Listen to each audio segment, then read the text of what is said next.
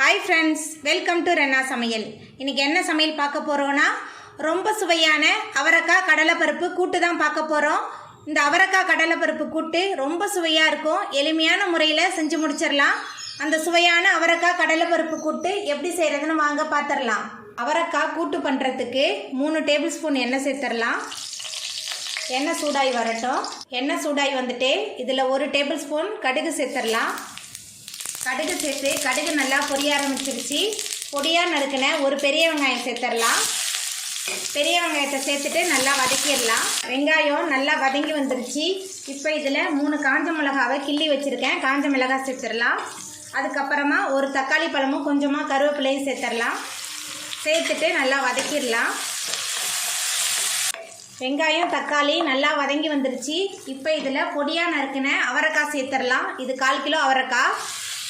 அவரைக்காவை சேர்த்துட்டு கொஞ்ச நேரம் நல்லா வதக்கிடலாம். அவரைக்காவை கொஞ்ச நேரம் இந்த எண்ணெயிலே நல்லா வதக்கியாச்சு. இப்போ இதில் மஞ்சத்தூள் சேர்த்துக்கலாம். கொஞ்சமாக மஞ்சத்தூள் சேர்க்குறேன். அதுக்கப்புறமா அவரைக்காவுக்கு தேவையான அளவுக்கு உப்பு சேர்த்துக்கலாம். உப்பு சேர்த்துட்டு நல்லா கலந்து விட்டுடலாம். உப்பு சேர்த்துட்டு கலந்து விட்டாச்சு. இப்போ இதில் நம்ம வேக வச்சா பருப்பை சேர்த்துடலாம். 4 டேபிள் ஸ்பூன் கடலைப்பருப்பும் 4 டேபிள் ஸ்பூன் பாசிப்பருப்பும் வேக வச்சு வச்சுருக்கேன். இப்போ பருப்பை சேர்த்துடலாம். பருப்பை சேர்த்துட்டு நல்லா கலந்து விட்டுடலாம். பருப்பு சேர்த்துட்டு நல்லா கலந்தாச்சு. நான் தண்ணி எதுவுமே சேர்க்கல. நம்ம பருப்பில் உள்ள தண்ணியிலேயே இந்த அவரைக்காய் நல்லா வெந்து வந்துடும். இப்போ அவரைக்காய் பருப்பு எல்லாமே சேர்ந்து நல்லா கொதித்து வெந்து வரட்டும். நம்ம வேக வச்ச பருப்பு அவரைக்காய் எல்லாமே சேர்ந்து நல்லா கொதித்து வெந்து வந்துருச்சு. இப்போ இதில் கடைசியாக அரை மூடி தேங்காய், 1 டேபிள் ஸ்பூன் சீரகம், 2 பச்சை மிளகாய் சேர்த்து விழுத அரைச்சி வச்சுருக்கேன். அந்த தேங்காய் விழுத சேர்த்துடலாம்.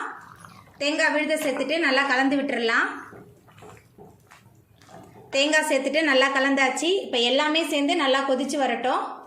தேங்காய் சேர்த்த பிறகு அவரைக்காய் தேங்காய் எல்லாமே சேர்ந்து நல்லா கொதித்து வந்துருச்சு. இப்போ நம்ம அடுப்பு ஆஃப் பண்ணிடலாம். அவ்வளோதாங்க, நம்மளோட சுவையான அவரைக்காய் கடலைப்பருப்பு கூட்டு ரொம்ப சூப்பராக ரெடி ஆகிட்டு. நீங்களும் உங்கள் வீட்டில் இந்த சுவையான அவரைக்காய் கடலைப்பருப்பு கூட்டை செஞ்சு பாருங்கள். இந்த வீடியோ உங்களுக்கு பிடிச்சிருந்தா லைக் பண்ணுங்கள், ஷேர் பண்ணுங்கள், கமெண்ட் பண்ணுங்கள், சப்ஸ்கிரைப் பண்ணுங்கள். அப்படியே பக்கத்தில் உள்ள பெல் பட்டனையும் கிளிக் பண்ணிடுங்க. நன்றி.